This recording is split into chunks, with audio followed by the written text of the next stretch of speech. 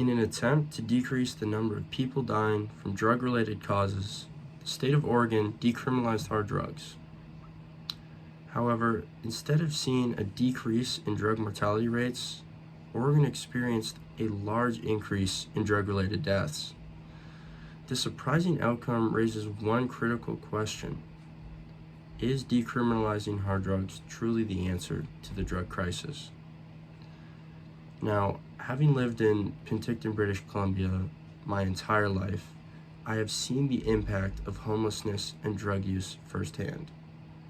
I have a personal connection with the CEO of the city's main homeless shelter and have witnessed the struggles faced by our homeless population. However, I know it is not just me that is observing the horrific issue going on that is homelessness in this continent.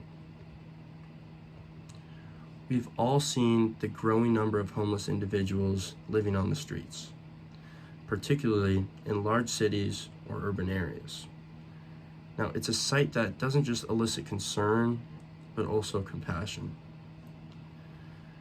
Today, I will discuss why decriminalizing hard drugs is not the solution and how focusing on addressing homelessness through increased rehabilitation centers can more effectively combat drug overdoses.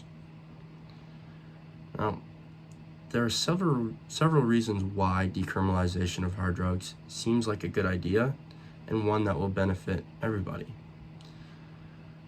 The rationale behind decriminalizing hard drugs includes eliminating the underground market, reducing violence, improving quality control, and making drug use safer. However, this theory has not translated into reality. In practice, decriminalization has failed for several reasons. First off, the underground market persists, driven by addiction and desperation. 2, the homeless population, often unaware of new laws or policies, continue to use drugs without the support they need. And lastly, overdose rates have just not decreased. In fact, they have often increased due to a lack of effective intervention and support. Now, regarding an informal survey I conducted, it is evident that the public is split on this policy. And because of that, I would like to address a few misconceptions and further delve into why decriminalization is just simply not the answer. Now, one of the most prominent misconceptions is that decriminalization is the same thing as legalization. And I believe this idea right there has also contributed to this problem. It's crucial to differentiate between decriminalization and legalization. Decriminalization simply means that possession and use of drugs remain illegal, but individuals are not prosecuted for these offenses. Legalization, on the other hand, would mean making these drugs legally available under regulated conditions. Now, decriminalization didn't just fail, but it also worsened the problem due to these misconceptions and ideologies surrounding drug use. Mainly, decriminalization can inadvertently normalize drug use and also make it much more accessible, which potentially leads to increased use and increased drug overdoses. According to The Economist, fentanyl and opioid overdose deaths in the United States have risen by over 60,000 annually since 2015.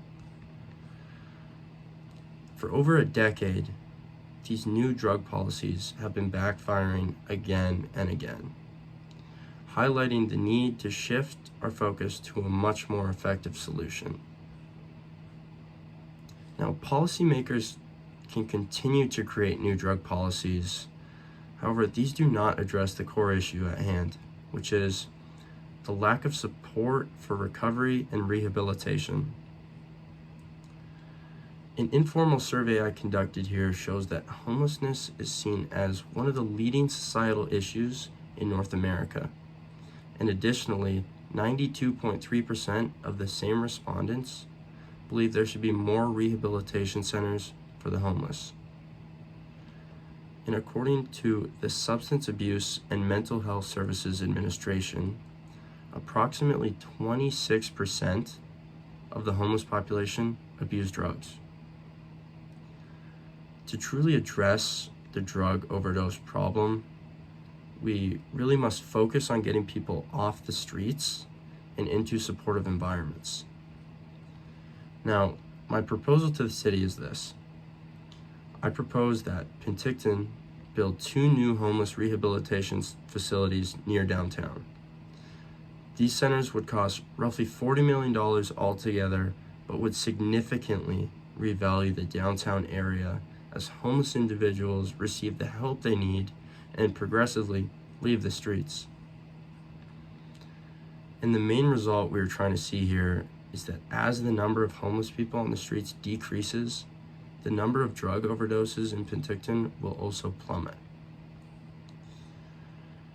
Now, decriminalizing hard drugs is not the solution to our city's drug crisis.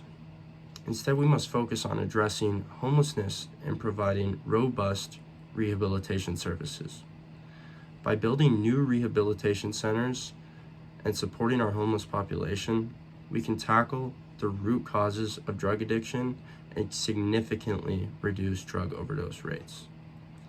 Now, let us shift our focus and resources to where they are truly needed and make a lasting impact on our community. Thank you.